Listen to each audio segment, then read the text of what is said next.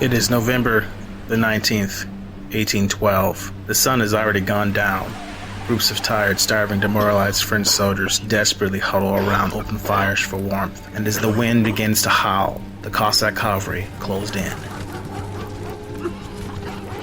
Many French soldiers would be powerless to resist. They were the stragglers, those too weak to travel, left behind by your boy Napoleon and the rest of the army as they pressed on. The Cossack warriors would quickly charge into the French camps and begin hacking down scores of them. The few that resisted were quickly overwhelmed and deleted. Some of the Cossacks would use ropes to snare the legs and necks of the French soldiers, dragging them away to face unspeakable horrors.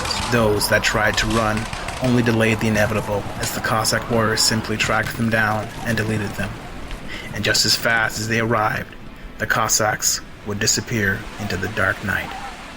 But who were these mounted warriors?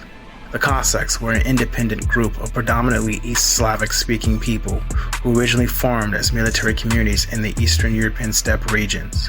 Particularly along the Dnieper River, they played a significant role in Russian and Ukrainian history from the 15th to the early 20th centuries. Cossacks were known for their skills as warriors, horsemen, and fighters on both land and water. They often served as frontier guards or provided military support to various powers throughout history.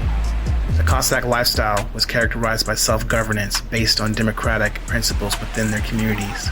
Over time, different groups of Cossacks emerged with different distinct identities. Their influence extended beyond military affairs into cultural traditions like music, dance, clothing styles, and folklore that are still celebrated today in Russia and Ukraine. Throughout history, different invading armies would find themselves facing the Cossacks as they tried to invade Russia. One such army was the Grande Armée. During 1812, your boy Napoleon, Emperor of France, would invade Russia with an army of around 600,000 men, a complete juggernaut of an army. However, the invasion would turn sideways as Napoleon would fail to bring the Tsar of Russia to the negotiating table.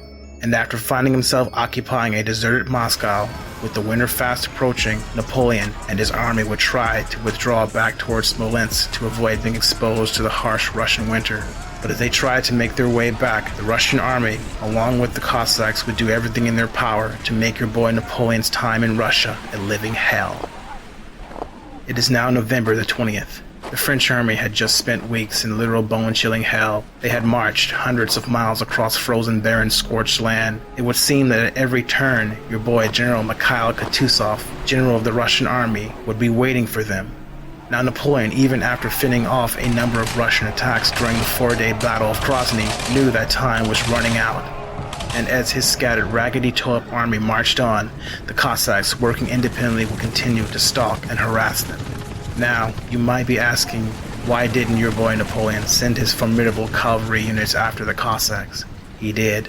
From the very beginning of Napoleon's invasion of Russia, his cavalry would find themselves always trying to engage your boys the Cossacks. However, due to their hit-and-run guerrilla tactics and nimble nature, the Cossacks would seem to always be able to withdraw before the French cavalry could fully engage them. And as the weather began to worsen, the Cossacks would frequently target vulnerable elements like artillery trains or foraging parties where they could inflict maximum damage before retreating swiftly.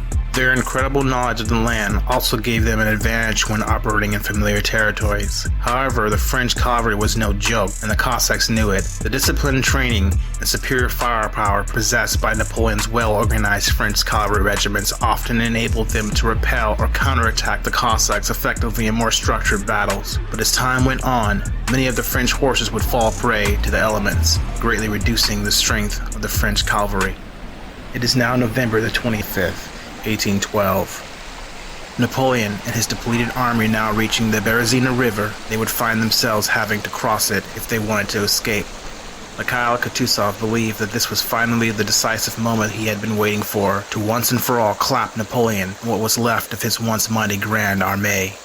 Kutuzov, knowing that Napoleon would attempt to cross the bridge near the town of Berezina, would have the bridge destroyed, leaving Napoleon and his army trapped. With your boy Mikhail Kutuzov and the Russian army closing in from all sides, all hope would seem lost. However, your boy Napoleon would show that he still had some military swagger left. With some luck, they would cause a diversion. Playing mind games with the Russians, they would pretend to rebuild the destroyed bridge while they secretly built other bridges at different locations. However, the Barazina River posed a challenging task for the French engineers. The situation was desperate. It is now November the 26th. The French, constantly being harassed by the Cossacks and Russian forces, finished building these bridges and attempted to cross them. All hell would break loose if the Russian artillery would open up with devastating results. Russian forces from all sides would attack. Despite all this chaos, some brave French officers led daring charges across the bridges, while others sacrificed themselves to cover their comrades' escape. However, seeing the complete pandemonium that was breaking out, the Cossack cavalry would be fully unleashed. Going full unhinged mode and attacking in waves, they would cause massive casualties as the French soldiers surged towards the bridges, trampling many of their comrades underfoot. Hundreds, if not thousands, would fall into the freezing water where they would drown. However, despite heavy casualties suffered by both armies, with thousands perishing in battle or drowning in the icy water, your boy Napoleon and remnants of his army would manage to successfully escape across the river and then regroup and push on further westward. However, the attacks from the Cossacks and other Russian forces would continue until the very last French soldiers left Russia. The withdrawal or retreat of your boy Napoleon and his army from Russia would go down in history as one of the biggest military disasters to ever occur in human history, with more than 300,000 men being lost. But this wasn't the last of your main man Napoleon.